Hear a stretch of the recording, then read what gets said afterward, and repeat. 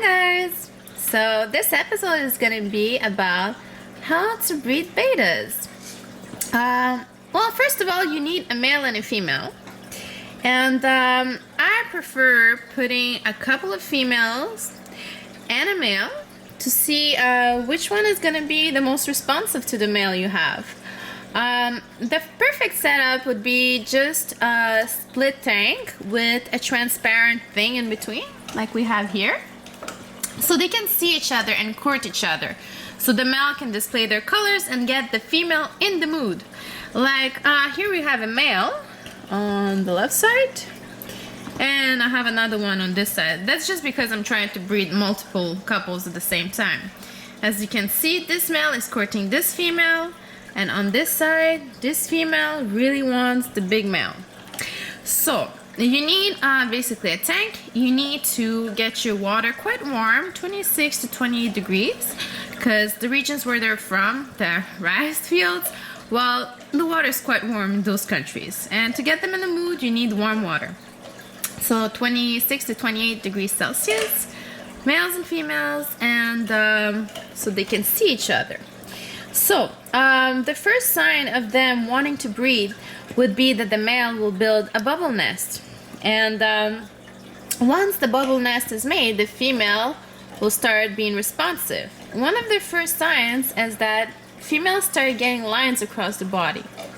First they get those horizontal lines saying, hey, I'm interested.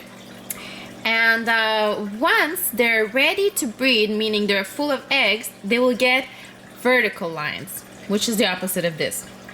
It'll be quite clear that you'll see vertical lines on your females. Okay, also you would need like nearly no flow in your tank because you don't want to disturb the bubble nest. So I literally have my tank covered, no filtration, no bubbles, no nothing, just to keep the surface of the water really intact, okay? Just so they'll be able to make a bubble nest. Also, like some people like to use half-cut styrofoam cup so they can make the bubble nest underneath it. But in this case, I just have plants that are like in there and it can hold a bubble nest together. So yeah, once she's ready, you can put the female in with the male, and they will do their thing. They will do their dance.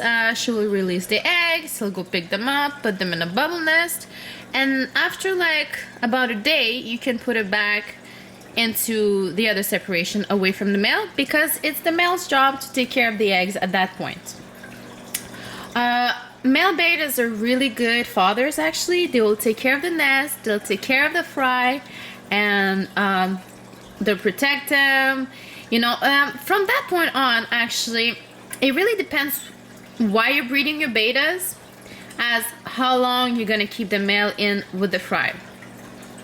If you're breeding bettas to have more breeding bettas, you should leave in the male and let him, you know, take care of the fry. That way, the fry will also have a very good instinct of breeding and taking care of the fry. Not every time will your male be a good father. Sometimes after like 3 days, once they're free swimmers, some males will eat the whole batch and you'll have to start this process all over again. But some males will actually nurture the baby fry until like they're like half their size, you know. So it's really like, it'll depend if you want to breed your bettas just to have more breeding bettas because you want like a good line of colors or patterns or size, or you can remove the male after 3 days once they're free swimmers and independent, just to prevent the male from actually eating the fry. So really it depends on you whether you're gonna take that chance of having a good father figure, or you're just gonna remove it right away just to make sure he doesn't eat his whole batch. Now in this section where I'm showing you this male, is that there's already a whole batch of free swimmers and he's actually not eating them. He's bringing them all to the center. Obviously he's still courting the female, but that's my first experience right now with this guy, and let's see what he does. So far, honestly, he hasn't touched any fry. I'll try to zoom in to actually show you that there is some fry in here. There's actually hundreds, honestly. They're just so tiny. They hatched maybe like a day or two ago. Actually, I see one right here near the surface. Bear with me, please, bear with me. Where is he? Probably gonna pick up one baby and put it somewhere. Yeah, he just did it. And he always brings them to the center for some reason. Okay, while I'm looking for those babies, what do you feed the baby fish once they're hatched? Well, betta fry only accept pretty much live food once they're hatched, so you need to have some brine shrimp or some infusoria. That I'll write in the comments like how to, make it happen. But brine shrimp you can just get at your local fish store, and you can hatch it at home. They hatch in salt water, and then after 24 to 36 hours you can feed it to the fry. Actually, I see one here, but I'm really gonna try to show you what I'm seeing. It's a little harder. I'm still getting used to my new camera. There's actually a couple of fry here, but they're so tiny. How do I show you something that's practically microscopic?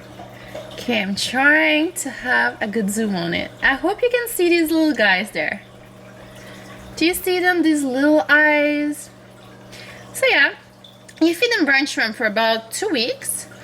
You need to feed them like really often, okay? So take your maternity or paternity leave the moment you see fry, because you'll have your hands full. Just try and get comfortable here and record that. Yeah, so as often as you possibly can. The faster they grow, the faster you'll be able to wean them off brine shrimp and infusoria and all that stuff, in order to bring them to eat some either like crushed pellets or like crushed flake food. I've lost my zoom again. So yeah, and like I said, you either leave the male in it if you see that he's doing his job, or you remove him after 3 days of seeing the fry in there, once they're free swimmers. And you can do it all over again with other fish, other bettas. I'm gonna zoom out and show you my whole setup here, so you can probably see how I have it set up. Normally they say don't have any substrate in there, but honestly I didn't take this whole breeding interest to heart so much. It just randomly happened, and I didn't change the tank one bit. I actually didn't touch it for 2 weeks, and then babies happened, So I guess you just have to have a really stable tank, low flow, normally no substrate, because sometimes the male just won't see the eggs falling down into the substrate, lose them in there. But yeah, you just need something simple and covered, just to prevent so sometimes the bubble nest dissolves if you don't cover and have like 100% humidity inside the tank. So yeah, if you have any questions, comments, anything to add to this, please just comment below. Give me thumbs up if you liked it, and subscribe. All right, thanks for watching. Bye bye.